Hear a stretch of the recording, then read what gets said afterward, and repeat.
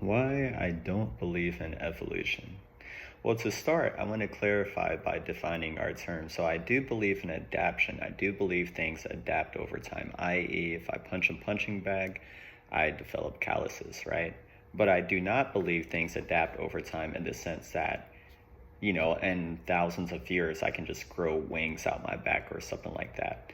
Now, when it comes to the type of evolution that evolutionists say are the are why humans are what we are today and things of that nature, I don't believe in that type of evolution for honestly just because of critical thinking. I don't necessarily have any type of scientific reasoning behind it, right? Well, I say that very loosely. So this is one thing I've realized is that in order to accurately assess what people believe, in order to accurately critique what people believe, we have to accurately understand what they believe. So this is what evolutionists are saying when they say they believe in evolution. And I'll just use the example of humans and monkeys, but then we can apply that to anything else, right? So evolutionists are saying that humans and monkeys have a common ancestor. What does that actually mean? Okay, what they're saying is that common ancestor X, there is a creature, we'll just call it common ancestor X. Common ancestor X was sexually attracted to ancestor A, I'll call it, and created a race of monkeys. But then this same common ancestor X was also sexually attracted to ancestor B and created a race of humans. There's many problems that I have with that. Number one, why was this creature, whatever it was, sexually attracted to two completely different species?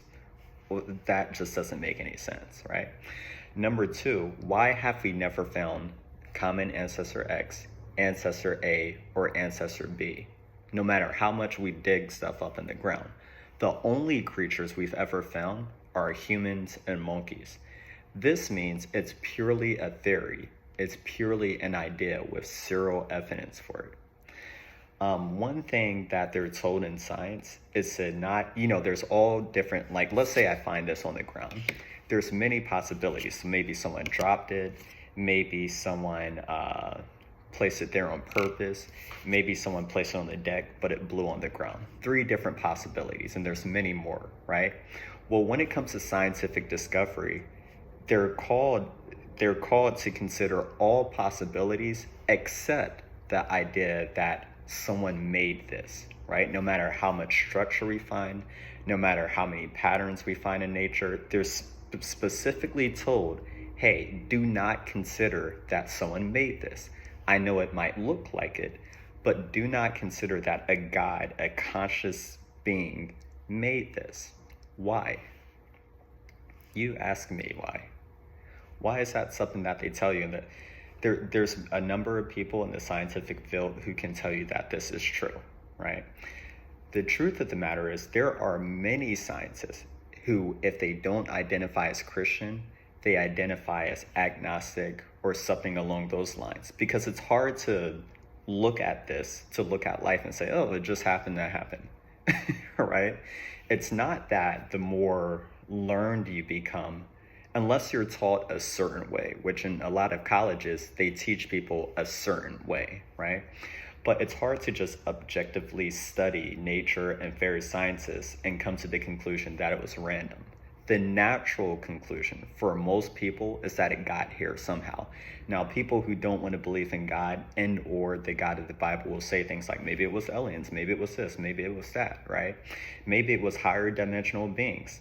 The issue with that idea is that if there were aliens powerful, like the evidence shows in the beginning there was nothing and then bam, everything came into existence.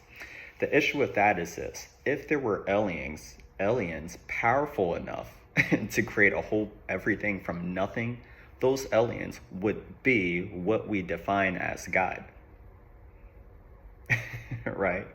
Or you get the idea of, okay, well, if aliens cook human beings up in a lab, however that would happen, well, who made the aliens? right? Who made their minds? So without getting into some super weird stuff, the natural conclusion is that someone made this, and the one who made it is God. I'm glad you asked that question.